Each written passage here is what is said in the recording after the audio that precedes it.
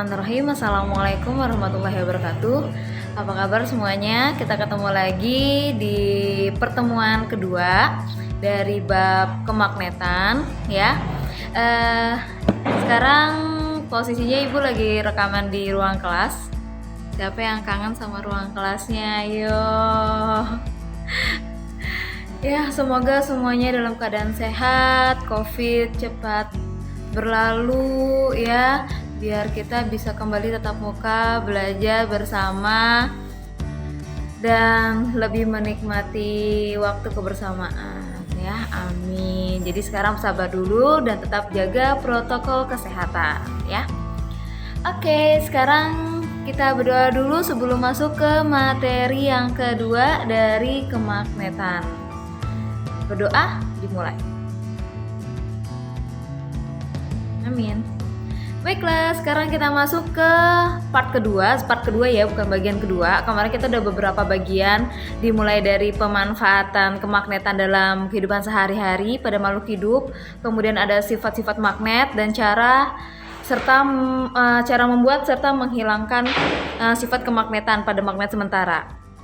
Untuk sekarang ini kita akan masuk ke pemanfaatan elektromagnet, yang mana kemarin kita sudah pelajari bahwa salah satu cara membuat magnet sementara dengan bahan-bahan ferromagnetik itu adalah dengan menggunakan arus listrik.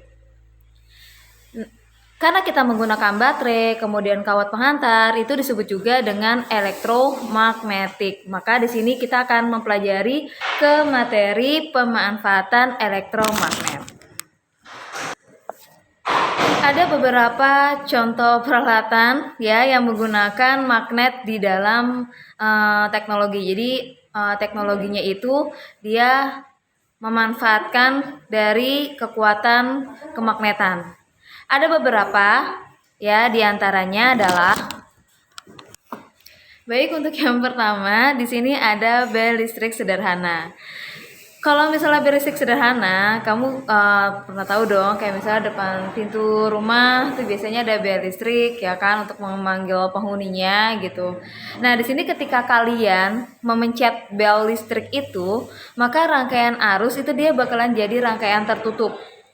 Kemudian arus akan mengalir ke dalam kumparan. Kumparan itu lilitan yang kemarin kayak kita buat lilitan pada paku baja. Nah, itu nama lainnya adalah kumparan.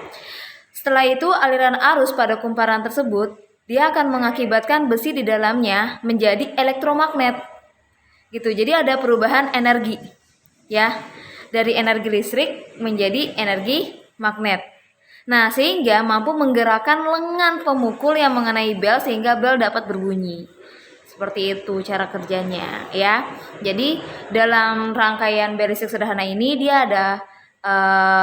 ada kumparannya ya, dimana arus listriknya nanti akan berubah menjadi energi magnet karena ada kumparan. Sama kayak penggunaan cara membuat magnet dengan menggunakan arus listrik ya. Jadi memanfaatkan itu. Next, yang kedua adalah saklar. Dimana kalau misalnya saklar yang kalian tahu itu pasti adalah penghubung ya, suatu alat untuk memutuskan atau menyalakan arus listrik ya, kayak stop kontak gitu maksudnya. Nah, di sini pada saat saklar ditutup, kemudian akan mengalir arus listrik kecil di dalam kumparannya. Teras besi akan menjadi elektromagnet yang menarik kepingan besi lentur. Titik sentuh yang C itu ya, jadi dia ada bagian-bagiannya gitu. Nah, dia akan tertutup sehingga arus besar akan tersambung. Ketika saklar dibuka lagi, nanti teras besi akan kehilangan kemagnetannya. Maka titik sentuhnya akan terbuka dan rangkaian listriknya yang lainnya akan tertutup. Maka nanti arus listrik akan mengalir. Seperti itu. Oke, baik, selanjutnya kita ke telepon listrik. Untuk pemanfaatan telepon listrik, pada saat kita berbicara di telepon, maka energi listrik ini akan mengalir pada kabel telepon yang dia akan menimbulkan pengaruh elektromagnet. Nah, yang kekuatan ini dia akan berubah-ubah sehingga mampu menggetarkan diafragma dari si besi lentur pada speaker telepon. Ingat kalau misalnya telepon itu dia termasuk dalam pemanfaatan energi bunyi. Dan kalau energi bunyi dia hanya bisa tersampaikan kalau dia ada mediumnya atau perantaranya. Nah, jadi pada saat si elektromagnet ini mampu menggetarkan diafragma besi, maka getaran tersebut dia akan menggetarkan, dia akan nyamber getarannya itu ke udara di sekitarnya, sehingga si penerima telepon ya itu juga bisa mendengar pesan di telinganya gitu. Jadi tetap memanfaatkan energi bunyi yang dia menggunakan medium atau perantara ya, tetap harus ada getaran atau frekuensinya, karena kalau tidak ada kalian tidak akan bisa mendengar. Selanjutnya yang terakhir adalah mikrofon atau pengeras suara, dimana pada saat kalian berbicara, nah itu gelombang bunyi atau suara yang kalian keluarkan, nah itu akan bergesekan dengan medan magnet di dalam mikrofon tersebut. Jadi dalam mikrofon itu udah ada medan magnetnya yang dia akan memunculkan energi listrik dalam magnet. Nah, sehingga mengubah gelombang bunyi bisa dapat didengar oleh audiens yang lain. Gitu. Jadi dari sini kalian bisa tahu bahwa beberapa peralatan tersebut kita menggunakan elektromagnet atau penggunaan umumnya adalah pengubahan energi dari energi listrik menjadi energi magnet, ataupun sebaliknya dari energi magnet menjadi energi listrik ya. Paham ya pemanfaatan elektromagnet? Oke, baik, selanjutnya kita ke teori kemagnetan bumi.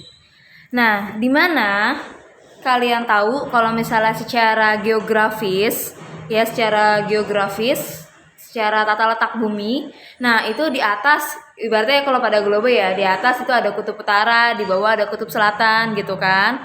Nah, ternyata untuk kemagnetan bumi dia itu letaknya berlawanan dan tidak berdekatan dengan kutub. Jadi kutub secara geografis itu misalnya tadi di atas ya, di sini nggak ada globe jadi bingung. Jadi kalau misalnya secara umumnya, misalnya di sini kita pakai cocoretan dulu deh, ya. Jadi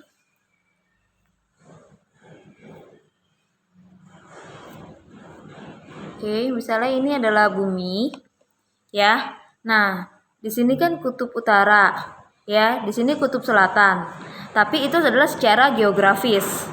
Nah, kalau misalnya untuk kemagnetannya, pusat kemagnetannya itu utara dan selatannya tetap ya, dia tetap ada dua kutub. Nah, begini dia letaknya. Jadi kalau di sini adalah kutub utara dan selatan secara geografis, ini yang dekat kutub utara itu adalah kutub selatan dari magnet bumi. Nah, di bawahnya yang dekat kutub selatan geografis bumi itu adalah kutub utara dari magnet bumi. Seperti itu. Ya.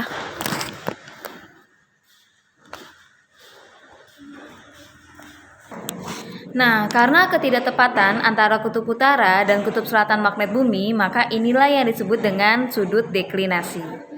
Nah, selain adanya ketidaktepatan antara petunjuk arah kutub utara dan kutub selatan magnet bumi, kalau misalnya ke arah ke atas ya, pada secara geografis ibaratnya.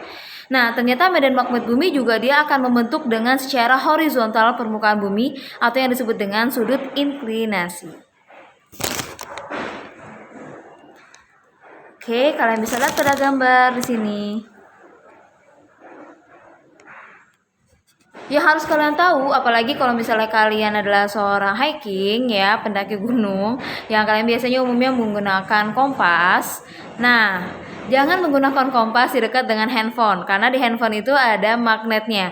Sedangkan cara kinerja kompas itu menunjukkan ke arah magnet bumi, bukan secara geografis bumi.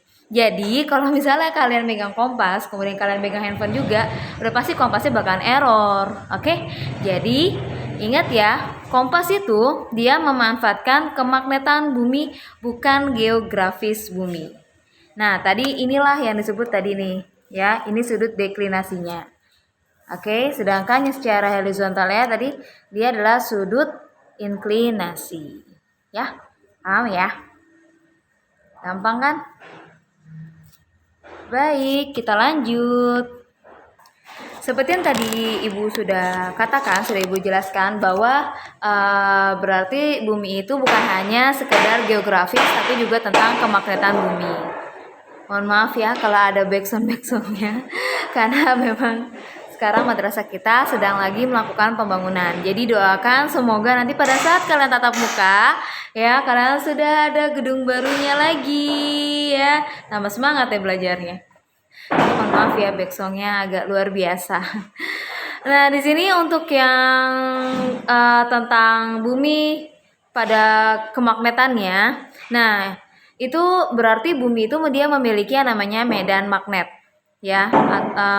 Di hampir sama dengan kata-kata medan listrik waktu kita belajar di semester 1 tentang kelistrikan.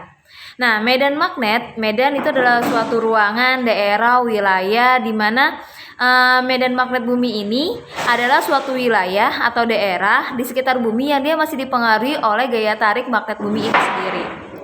Nah, untuk magnet bumi itu sendiri, dia itu fungsinya adalah untuk melindungi penduduk bumi dari radiasi kosmik, yaitu partikel listrik yang dihasilkan oleh matahari atau benda-benda langit lainnya yang dapat membahayakan kesehatan kita. Nah, berarti secara tidak langsung tanpa kita sadari, kita sudah dilindungi oleh medan magnet bumi dari partikel-partikel yang ada di luar angkasa. Nah, di sini dengan adanya medan magnet bumi, maka partikel listrik itu tidak akan dapat masuk ke seluruh permukaan bumi karena tadi dia sudah tolak-menolak dengan magnet bumi. Ya. Nah, tapi dia akan ketarik ke kutub-kutub magnet bumi, ya. Jadi untuk bagian permukaannya itu dia akan terlindungi. Pada saat si partikel-partikel tersebut menabrak atmosfer bumi, maka partikel listrik atau partikel dari yang dihasilkan oleh matahari tersebut, dia itu akan terionisasi atau elektronnya akan lepas dari nukleonnya dan dia akan membentuk plasma lemah, ya, atau gas super yang dipanaskan agar elektron itu dia terlepas dari nukleonnya. Jadi untuk permukaan ya bumi secara tidak langsung itu sudah aman karena semua partikel-partikel listrik yang dihasilkan oleh matahari, ya, nah itu semuanya sudah ketarik ke bagian kutub-kutub magnet bumi. Oke, gampang ya. Nah, makanya kalau misalnya hasilnya, kalau di bagian-bagian kutub itu kayak ada aurora-auroranya.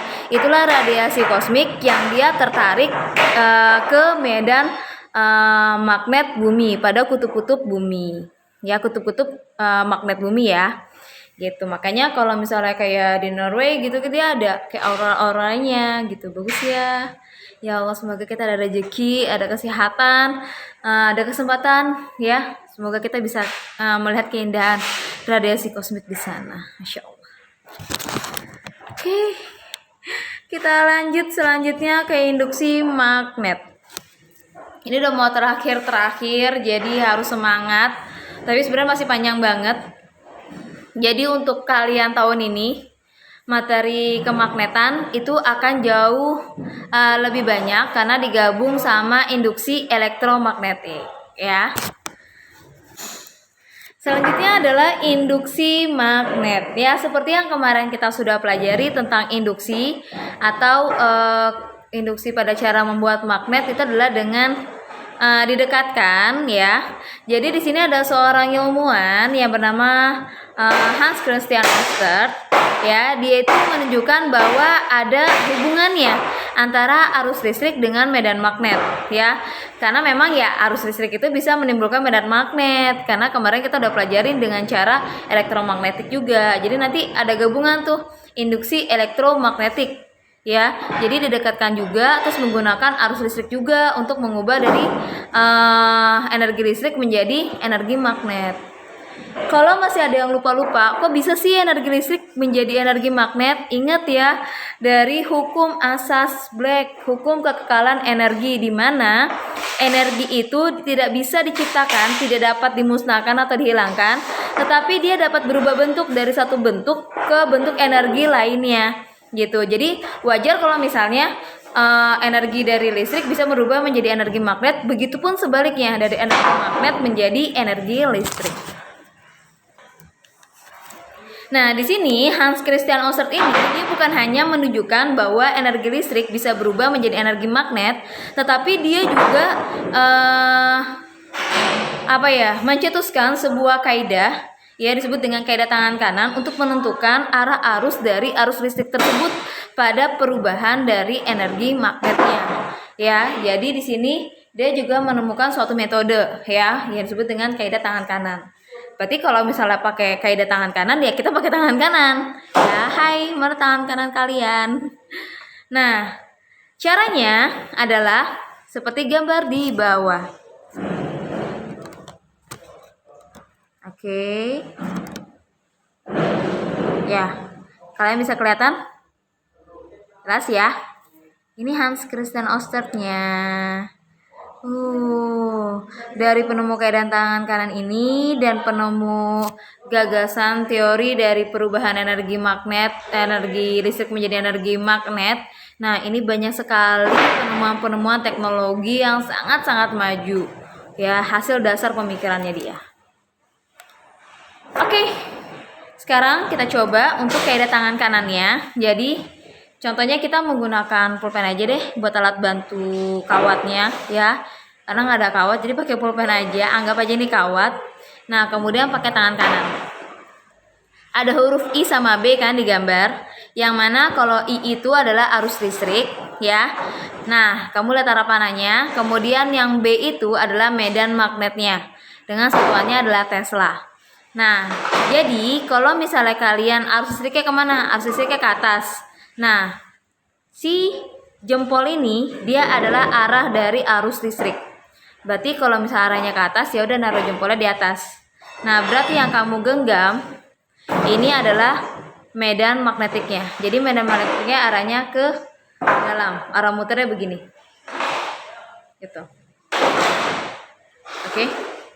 Nah, kemudian berarti arah arus listriknya adalah ke atas. Begitupun sebaliknya. Kalau misalnya dia begini, arah arusnya ke bawah atau misalnya ke samping misalnya. Ya. Nah, kamu pegang ini arusnya. Nah, kemudian ini medan magnetiknya. Ya, ini arah arus, ini arah medan magnetnya. Gitu. Ya, jadi menggunakan kaidah tangan kanan. Gampang kan cara menentukan arahnya? Oke. Baik, selanjutnya dari coba. Udah ya, gampang ya. Ya. Oke, kita ke gaya Lorentz ya. Jadi kalau misalnya kemarin kalian udah belajar waktu kelas 8 tentang gaya, yaitu tarikan atau dorongan pada suatu benda. Nah, ternyata gaya itu banyak sekali jenis-jenis turunannya. Bukan hanya ada gaya seperti biasa ya, rumusnya F sama dengan M kali A, tapi juga kemarin kalian pada semester 1 kelas 9 kalian belajar juga tentang gaya kolom, ya kan? Pada gaya muatan listrik. Ya, F sama dengan K dikali Q1 dikali Q2 dibagi R pangkat 2. Ya kan? Ingat kan? Nah, sekarang itu juga ada yang namanya gaya Lorentz sekarang. Jadi banyak sekali. Jadi kalian harus benar-benar ingat, latihan terus, praktis. Insya Allah kalian akan ngelekat dengan sendirinya tanpa harus dihafal. Ya, karena ingat kalau prinsip ibu dalam belajar adalah bisa karena terbiasa. Ya, kalau menghafal kesandung dikit lupa. Apalagi kalau udah ngeliat K-pop, aduh lupa lagi pastinya. Ya kan, udah teralihkan. Nah, makanya bisa itu karena terbiasa. Jadi latihan terus.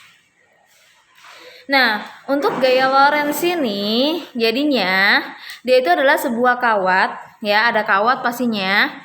Jadi masih ada hubungannya dengan percobaan dari Hans Christian Oersted. Jadi lanjutannya. Tadi ada kawat, ya kan, panjang kawat. Panjang kawatnya berapa itu juga mempengaruhi sebenarnya. Sama kayak kemarin yang elektromagnetik, cara membuat magnet dengan arus listrik. Ya kan, itu kan pakai lilitan kan.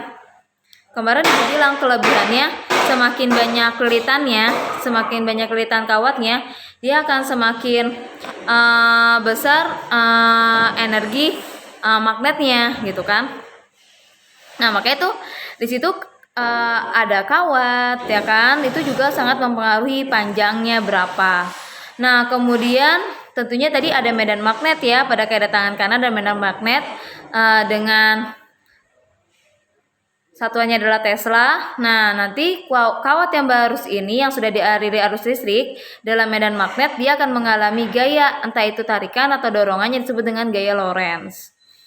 Nah, gaya Lorentz ini dia akan menimbulkan persimpangan pada aluminium foil berdasarkan hasil percobaan, yang mana diketahui hasilnya adalah semakin besar arus listrik itu kuat arus listrik, satuannya ampere, simbolnya adalah I tadi ya sudah. Ya, gaya Lorentz yang dihasilkan semakin besar. Jadi semakin besar arus listrik, gaya Lorentz-nya akan semakin besar juga.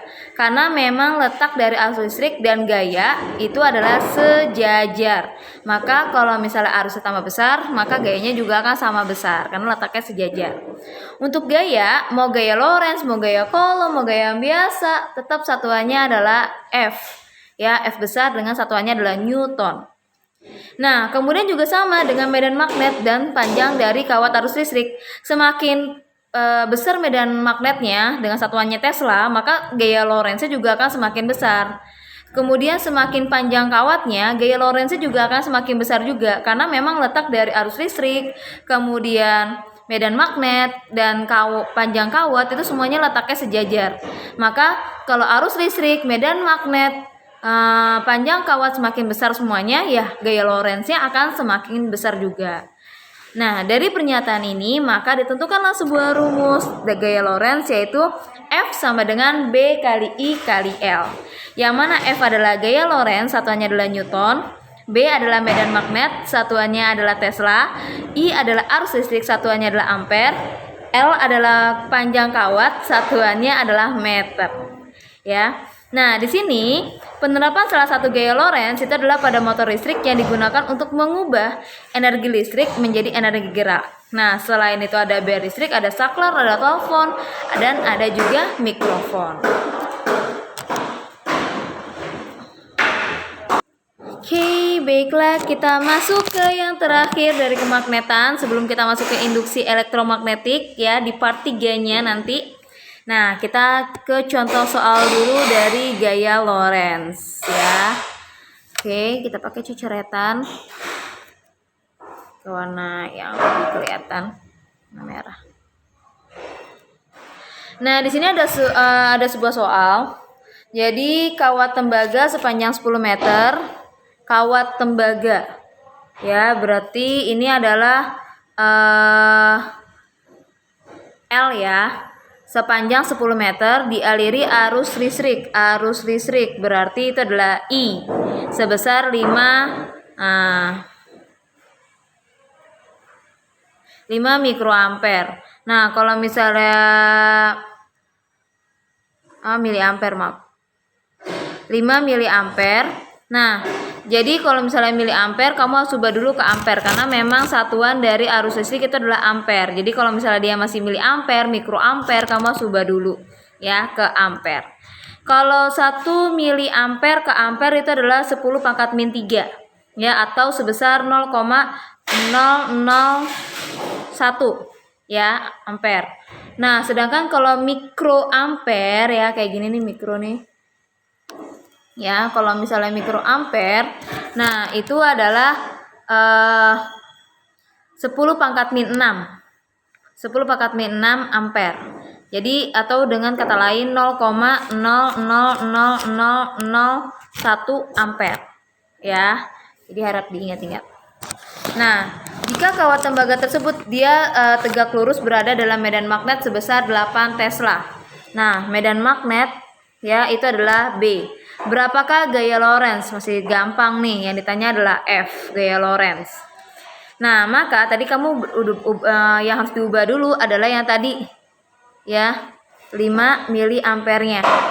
Nah, dari 5 miliampere dikali tadi 0,001 ampere, berarti menjadi 0,005 ampere. Nah, baru deh kalian masukin ke rumusnya, yaitu F sama dengan B kali I kali L. Tidak ada modifikasi rumus karena memang langsung yang ditanya adalah F. B-nya adalah 8 Tesla, I-nya adalah 0,05 ampere, dan panjang kawatnya L-nya adalah 10 meter. Maka 8 dikali 0,05 dikali 10 hasilnya adalah 0,4 Newton. Maka gaya Lorentz yang ditimbulkan dari kawat tembaga sepanjang 10 meter itu adalah sebesar 0,4 Newton. Alhamdulillah selesai materinya untuk pertemuan yang kedua dalam kemagnetan. Insya Allah pertemuan ketiga adalah induksi elektromagnetik ya. Jangan lupa tadi materi-materi yang menurut kalian penting dicatat ya, dipelajari diulang karena kalian sudah kelas 9 di semester terakhir ini. Semoga kalian sukses dan berhasil ya. Jangan lupa ingat latihan karena bisa karena terbiasa. Oke? Alhamdulillahirrahmanirrahim. Assalamualaikum warahmatullahi wabarakatuh.